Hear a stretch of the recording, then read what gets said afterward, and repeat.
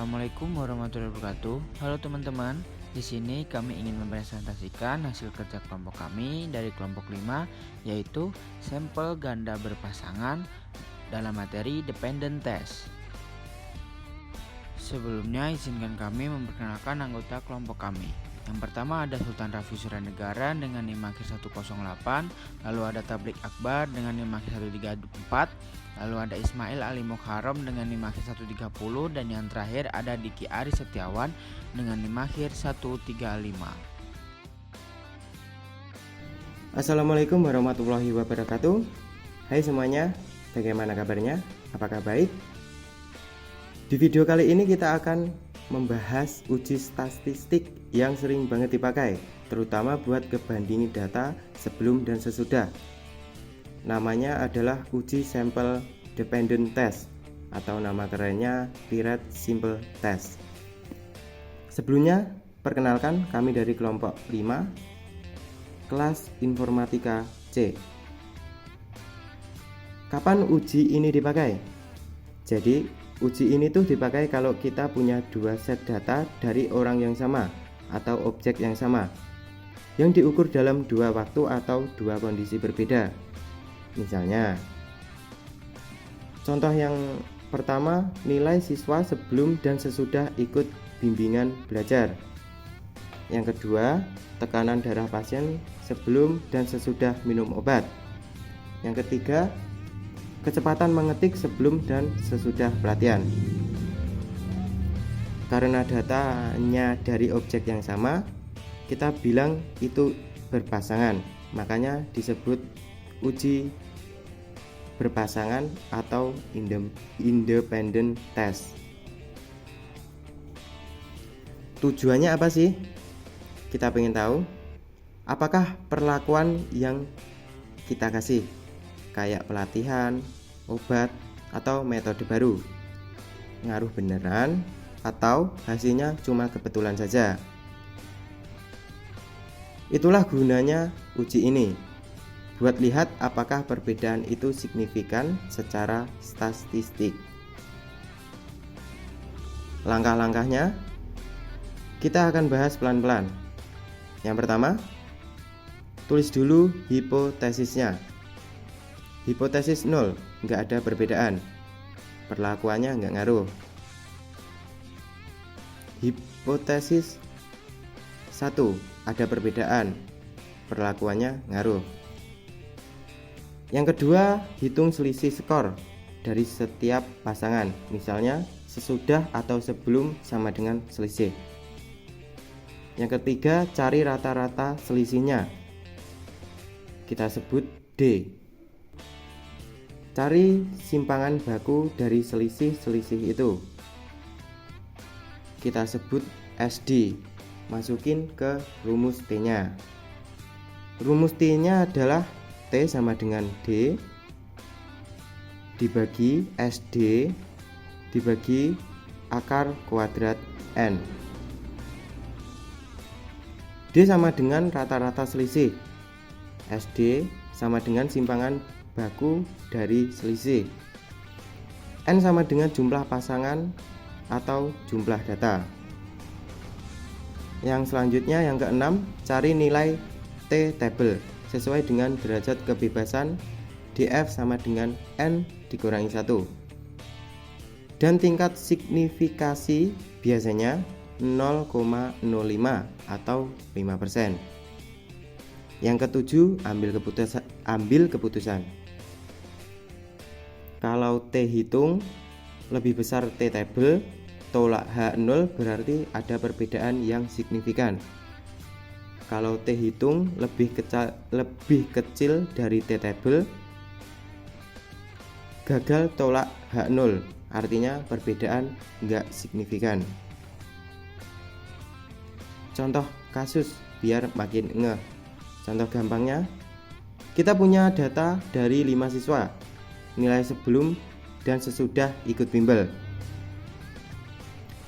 Siswa A sebelumnya mendapatkan nilai 60 dan sesudahnya mendapatkan nilai 70, selisih 10. Siswa B sebelumnya mendapatkan nilai 65 dan sesudahnya mendapatkan nilai 68, selisih 3. Siswa C sebelumnya mendapat nilai 55 dan sesudahnya mendapatkan nilai 60, selisih 5. Siswa D sebelumnya mendapatkan nilai 70 dan sesudahnya mendapatkan nilai 75, selisih 5. Siswa E sebelumnya mendapatkan nilai 62 dan sesudahnya mendapatkan nilai 65, selisih 3. Rata-rata selisih D sama dengan 5,2. Simpangan bakunya SD sama dengan 2,86. Jumlah data N sama dengan 5. Masukin ke rumus. T sama dengan 5,2 dibagi 2,86 akar dari 5 sama dengan 5,2 dibagi 1,28 sama dengan 4,06. Kalau kita cek T-table dari DF sama dengan 4 dan taraf 0,05. Tabelnya sekitaran 2,776. Karena 4,06 lebih besar dari 2,776. Artinya ada perbedaan yang signifikan. Jadi pelatihannya beneran ngaruh. Jadi intinya gimana sih? Kalau kamu punya data sebelum dan sesudah dari objek yang sama dan mau tahu apakah ada perubahan yang berarti, kita bisa pakai independent test ini. Gampang, asal teliti, yang penting datanya harus berpasangan. Baik, yang selanjutnya kita akan melihat penerapan dependent test di dalam SPSS.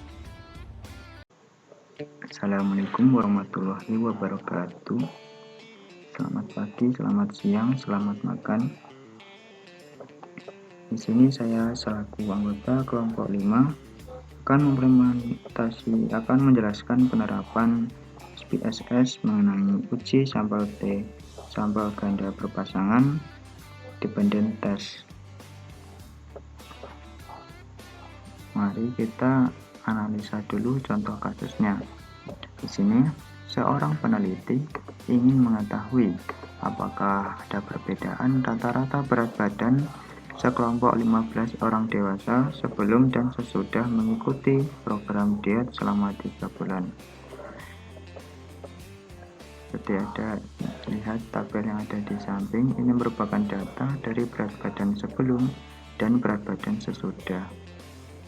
Untuk hipotesisnya, H0 itu adalah tidak ada perbedaan rata-rata berat badan sebelum dan sesudah program diet.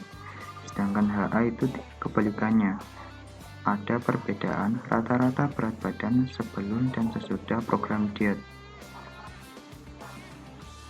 Kita langsung menuju ke prakteknya. Sebelum ke SPSS, kita salin dulu data yang ada di Excel. Salin seperti biasa, lalu tempelkan ke SPSS, ke database-nya ya. Kita pastekan di sini. Jika sudah, kita langsung ke variabel view. Kita ubah variabel yang pertama, variabel name yang pertama menjadi berat sebelum, enter. Yang variabel kedua ubah menjadi berat sesudah. Pastikan tipenya itu numerik. lalu desimalnya bisa kita tiadakan saja biar mudah dibaca. Untuk labelnya ini opsional, pastikan measure-nya ini scale, dua-duanya ya scale. Untuk ini bebas dan yang mana, saya pilih yang tengah biar rapi. Kita langsung ke data view. Oke, terus selanjutnya melakukan analisis UJT. Pertama kita klik analisis, lalu compare means, terus ke Pirate Sample T-Test. Kenapa Pirate Sample T-Test? Ini merupakan nama lain dari dependent test. Oke, langsung saya klik saja. Nah, lalu muncul jendela seperti ini. Untuk variabel yang paling atas ini adalah variabel yang pertama, langsung kita masukkan ke variabel 1. Lalu variabel yang kedua ini kita masukkan ke variabel kedua. Jika sudah, kita klik OK, maka akan muncul hasil tabel analisa seperti ini. Untuk tabel yang pertama yaitu Pirate Sample Statistik